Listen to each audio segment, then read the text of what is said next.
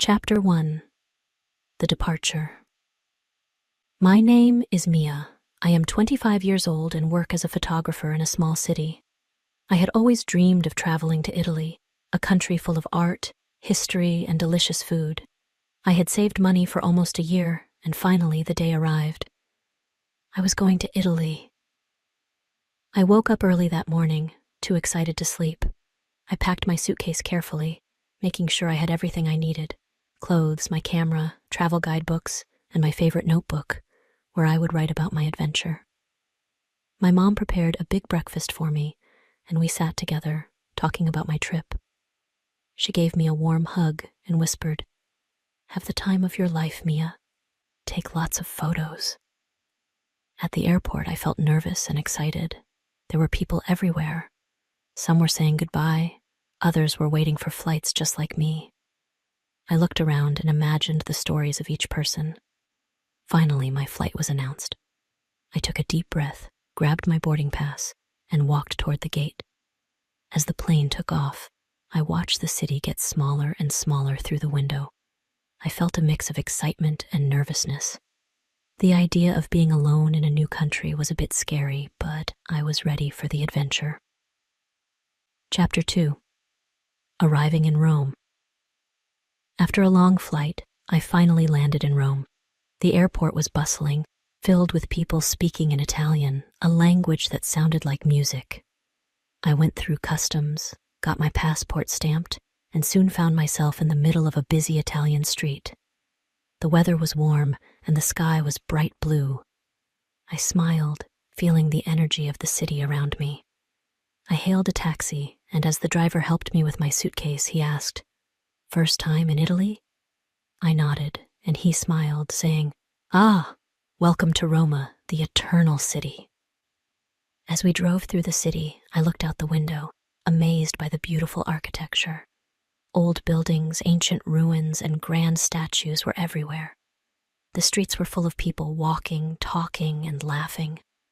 The taxi dropped me off at my hotel, a small, charming place with flowers hanging from the windows. I checked in, took a quick shower, and changed into a fresh set of clothes. It was time to explore. I stepped out of the hotel feeling a soft breeze on my face. I decided to visit the Colosseum, one of the most famous landmarks in Rome. I walked down the cobblestone streets, admiring the small cafes, art galleries, and street performers playing music. After a short walk, I reached the Colosseum. It was massive, much larger than I had imagined. As I walked closer, I could feel its history. The stone walls were worn but strong, and I could imagine gladiators fighting here thousands of years ago. I joined a guided tour to learn more about the Colosseum. The guide, named Luca, was enthusiastic and passionate. He told us about ancient Roman history, explaining how this was once the heart of the city's entertainment. I took many photos, capturing the incredible structure from different angles. After the tour, I was starving. I decided to find a place to eat. Following the delicious smell of food, I found a small trattoria, a cozy, family-owned restaurant. I sat at a table outside, under a large umbrella, and a waiter soon brought me a menu. I decided to try something traditional, a plate of spaghetti carbonara and a fresh Italian salad. When the food arrived, I couldn't believe the smell. It was amazing. The pasta was creamy and delicious, with pieces of crispy bacon and fresh cheese sprinkled on top. I took my time, savoring each bite. As I ate, I watched the people around me. There were families, couples, and tourists like me, all enjoying the food and atmosphere. A musician with a guitar played a soft melody nearby, adding to the perfect Italian experience. After finishing my meal, I ordered a small cup of espresso. The coffee was strong and rich, and it woke me up. I felt ready to continue my adventure, full of energy and excitement for what was next. With a map in my hand, I walked toward the Trevi Fountain, one of the most beautiful fountains in the world. I had seen photos of it, but seeing it in person was a whole different experience. The sun was beginning to set, and the fountain glowed with soft golden light. Crowds of people gathered around, and I joined them. I learned that there's a tradition here. "If you throw a coin into the fountain, you will return to Rome one day." Smiling, I closed my eyes, made a wish, and tossed a coin into the water. I sat near the fountain for a while, feeling peaceful. Rome already felt like a magical place to me, and I knew this was just the beginning of my journey. Chapter 3: Meeting New Friends. As I was about to leave the fountain, a young woman sitting next to me smiled and said, "You must be new here." Her name was Sophia, a local artist who lived in Rome. She was friendly and talkative, and soon we were chatting like old friends.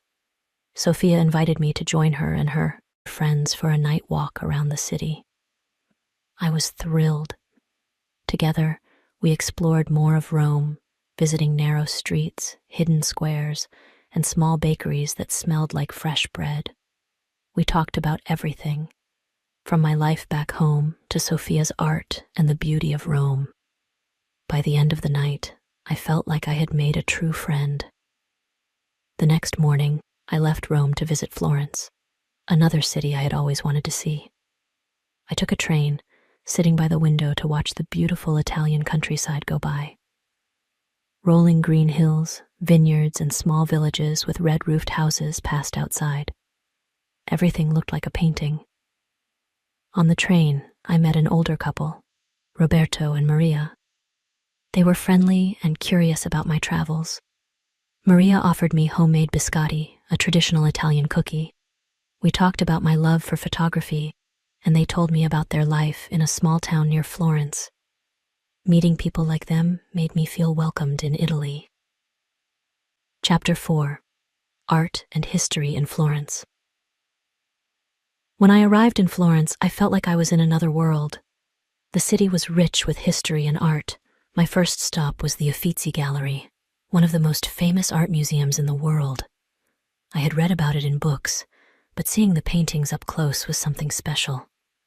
I spent hours wandering through the museum, admiring works by Michelangelo, Leonardo da Vinci, and Botticelli. I especially loved The Birth of Venus, a painting so beautiful and detailed it took my breath away. After the museum, I strolled to the Piazza della Signoria, a large square filled with statues and people. I bought a gelato, choosing pistachio and strawberry flavors, and sat on a bench, enjoying every bite. As I ate, I looked around at the statues and old buildings, feeling the beauty and history surrounding me. Later in the day, I received a message from Sophia, the friend I met in Rome. She was coming to Florence with some friends and invited me to join them for dinner. I happily agreed. We met at a cozy restaurant near the Arno River. Sophia introduced me to her friends, Luca, Marco, and Chiara. They were all artists, and each had a passion for something unique. Luca loved photography like me. Marco was a sculptor, and Chiara painted landscapes. Our dinner was full of laughter and conversation. We shared pasta al pesto, bruschetta, and a big plate of tiramisu for dessert. They taught me a few Italian phrases, and I taught them some English. By the end of the night, I felt like I had known them for years. Chapter 5: A Dream Come True. The next morning, I decided to visit Ponte Vecchio, a famous old bridge in Florence lined with small jewelry shops. Walking across the bridge was like stepping back in time. The shops had beautiful, sparkling necklaces, rings, and bracelets. I treated myself to a small silver ring to remember my journey in Italy. Afterward, I took a walk up to Piazzale Michelangelo, a viewpoint that overlooked the entire city. As I reached the top, I gasped. Florence lay before me in all its glory, with its red rooftops, church domes, and the peaceful Arno River. I took out my camera, snapping photos to capture the moment. I sat there looking at the city and feeling grateful for everything I had experienced. This was a dream come true, and I wanted to remember every detail. Sophia invited me to her family's home in the countryside near Florence for my last weekend in Italy. Her family owned a small farmhouse surrounded by olive trees and vineyards. The air was fresh and the landscape was quiet and peaceful. Her mother, a kind woman named Rosa, welcomed me with open arms and a warm smile. That evening, we had a family dinner outside under the stars. The table was filled with homemade food, fresh bread, cheese, olives, tomatoes, and a dish called risotto al tartufo, or truffle risotto. As we ate, Sophia's family shared stories about their life in Italy, the history of the farmhouse, and their love for Italian food and traditions. I felt like I was part of their family, even though we had just met. After dinner, Sophia's father played the accordion, filling the air with music. We danced under the stars, laughing and enjoying the beautiful night. It was one of the happiest moments of my life. For my final stop, I traveled to Venice, the city of canals. Venice was unlike any place I had seen. There were no cars, only boats and gondolas moving through the narrow canals. I decided to take a gondola ride. My gondolier, Carlo, was an older man who sang traditional Italian songs as he rode. The canal was quiet, with only the soft sound of the water and Carlo's gentle singing. As we passed under old stone bridges and by colorful buildings, I felt as if I was in a fairy tale. After the gondola ride, I walked through the winding streets, getting lost in the beauty of Venice. I bought some souvenirs, a delicate glass necklace and a small mask, famous items from Venice. I also visited St. Mark's Basilica, a beautiful church with golden mosaics that sparkled in the sunlight. In the evening, I sat by the Grand Canal, watching the sunset. The sky turned pink and orange, reflecting on the water, and I felt a sense of peace and happiness. Chapter 6. Goodbye, Italy. As my journey came to an end, I felt bittersweet. Italy had become a special place in my heart, and I wasn't ready to leave. I had made wonderful friends, seen incredible art and history, tasted delicious food, and learned so much about the Italian way of life. On my last night, I wrote in my notebook, capturing every memory, every moment of joy, and every new thing I had experienced. I wrote about Sophia, her family, the cities, the countryside, and the sunsets I had seen. Italy had given me a gift, not just in memories, but in a new way of seeing the world. At the airport, I hugged Sophia and her friends goodbye. "You have a family in Italy now," Sophia said, smiling. As the plane took off, I looked out the window, watching Italy fade into the distance. I knew I would return one day, but for now, I had a suitcase full of memories and a heart full of joy. Vocabulary for beginners. 1. Excited, feeling very happy and eager. Example: I was excited to start my journey to Italy. 2. Suitcase, a large bag for traveling, used to hold clothes and other items. Example: I packed my suitcase with everything I needed. 3. Explore, to travel through a place to learn about it. Example: I wanted to explore Rome and see all its famous sights. 4. Delicious, very tasty. Example: the food at the trattoria was delicious. 5. Traditional, something that is part of a long-established culture or custom. Example: I tried a traditional Italian dish called spaghetti carbonara. 6. Guided tour, a trip through a place with a guide to explain things. Example: I took a guided tour of the Colosseum. 7. Sunset, the time in the evening when the sun goes down. Example: the sunset made the Trevi Fountain glow beautifully.